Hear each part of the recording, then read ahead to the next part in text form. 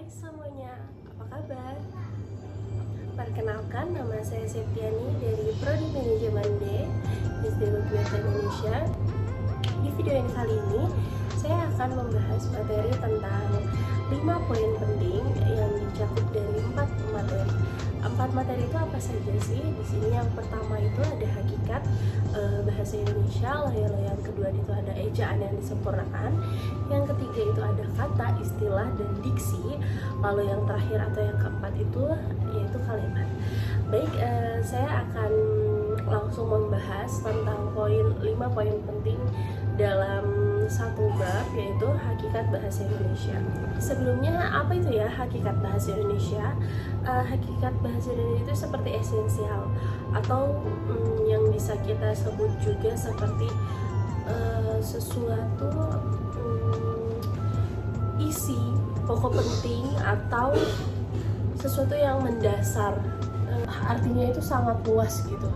Bahasa Indonesia ini juga diresmikan pada saat Sumpah Pemuda, yaitu tanggal 28 Oktober 1928.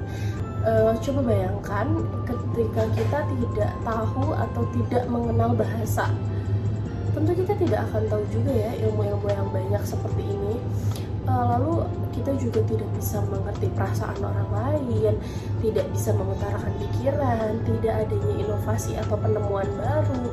Setidaknya dengan adanya hakikat bahasa Indonesia ini juga kita sadar bahwa hakikat bahasa Indonesia ini sangat penting. Jadi hakikat bahasa Indonesia itu bisa disebut juga dengan menyampaikan informasi. Jadi fungsinya juga fungsinya itu sebagai pemersatu, sebagai sarana mengungkapkan emosi, mengungkapkan komunikasi, mengembangkan ilmu pengetahuan seperti saat ini, lalu menjadi alat kontrol sosial. Alat kontrol sosial itu ya seperti yang kita lakukan saat ini. Saya berbicara di depan kalian semua, lalu kalian mendengarkan video saya ini dengan baik. Nah, itu menjadi salah satu fungsi. Siapa yang menyangka sih fungsi dari hakikat bahasa Indonesia di sini juga sangat banyak sekali, bukan? Nah, di sini juga ada sifat bahasa. Bisa kita lihat dari gambar tersebut. Baik, di sini juga ada ciri-ciri bahasa. Ciri-ciri bahasa dibagi menjadi 2, yaitu keumuman dan khusus. Keumuman di sini seperti apa sih? Ciri bahasa keumuman yaitu memiliki fonem vokal dan konsonan dalam bahasanya, lalu memuat konstituen yang dapat digunakan untuk menunjuk orang, seperti kata ganti orang ketiga. Lalu di sini juga ada kata khusus. Ciri bahasa khusus yaitu memiliki konjugasi dan deklinasi, menggunakan imbuhan dan tidak menggunakan imbuhan. Lalu yang terakhir adalah memiliki preposisi maupun posposisi. Bahasa Indonesia ini berasal dari bahasa Melayu. Bahasa Melayu itu yaitu bahasa perantara. Seperti apa sih? Bahasa Melayu itu adalah bahasa kebudayaan. Bahasa Melayu juga adalah bahasa perdagangan, dan bahasa Melayu juga digunakan di bahasa resmi Kerajaan Nusantara. Faktor bahasa Melayu menjadi bahasa Indonesia di sini dibagi menjadi 5, yaitu bahasa perantara antara etnis, lalu memiliki penyebaran yang luas. Yang ketiga ada memiliki kekerabatan dengan bahasa lain di Nusantara. Yang keempat mudah dipelajari. Lalu yang kelima adalah faktor psikologi. Lalu yang kedua ada ejaan yang disempurnakan. Tentu kita sudah tidak asing lagi ya jika bahasa Indonesia ini membahas tentang ejaan yang disempurnakan, sebab bahasa Indonesia itu tidak bisa lepas dari ejaan yang disempurnakan, baik penggunaannya maupun ejaannya. Ejaan yang disempurnakan yaitu tata bahasa pada bahasa Indonesia yang mengatur pemakaian bahasa Indonesia itu tersendiri, dari penulisannya, huruf kapital, huruf miring, lalu unsur serapannya. Lalu di sini ada materi yang kedua, yaitu ejaan yang disempurnakan. Dalam bahasa Indonesia, hal dasar yang tidak bisa dilepas adalah ejaan yang disempurnakan dan juga penggunaannya. Apa sih ejaan yang disempurnakan? Tata bahasa pada bahasa Indonesia yang mengatur pemakaian bahasa Indonesia dalam penulisan, mulai dari penggunaan dan penulisan huruf kapital, huruf miring, juga unsur-unsur serapannya. Di sini ada penulisan ejaan yang disempurnakan, wajib kita ketahui dibagi menjadi beberapa. Yang pertama adalah huruf kapital biasa digunakan dalam kata pertama di suatu kalimat. Lalu huruf miring biasa digunakan untuk nama buku atau nama buku di dalam suatu kalimat. Lalu yang ketiga adalah bentuk pengulangan, contohnya seperti kata-kata. Lalu yang keempat, kata depan ke, di, dan dari itu harus dipisahkan dari kata yang akan mengikutinya. Itu juga terpisah karena memang suatu kata tersebut sudah dianggap satu kesatuan dari kata itu sendiri. Lalu di materi yang ketiga yaitu kata, istilah, dan diksi. Di sini ada pengertian kata yang artinya bentuk lingual yang memiliki uratan fonem yang tepat.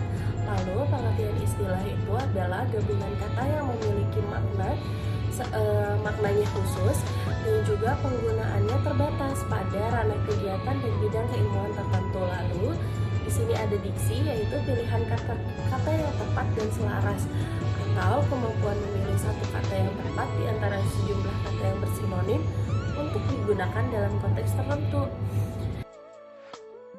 Di sini juga ada sumber-sumber dan kata istilah. Sumber-sumber di sini dibagi menjadi dua, sumber dalam dan sumber luar. Lalu sumber istilah juga di sini dibagi menjadi tiga, yaitu bahasa Indonesia atau bahasa Melayu, bahasa-bahasa daerah serumpun, dan bahasa asing.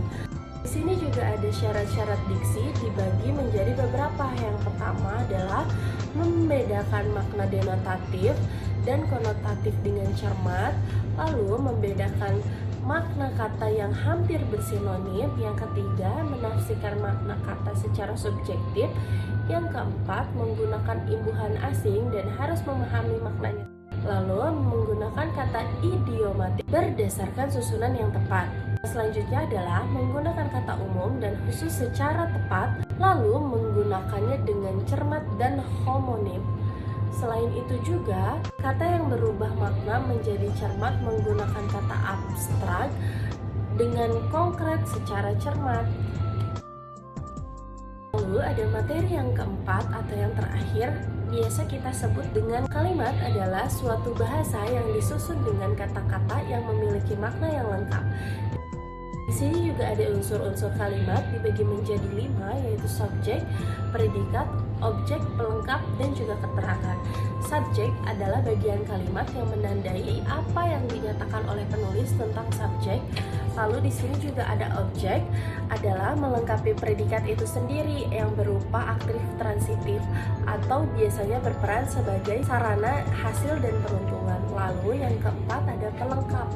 Kehadirannya dalam kalimat ini ditunjukkan oleh predikat berupa verb intransif pada kalimat aktif. Lalu yang terakhir, keterangan adalah memberikan penjelasan tambahan kepada unsur, subjek, dan predikat. Nah, di sini juga ada jenis-jenis kalimat.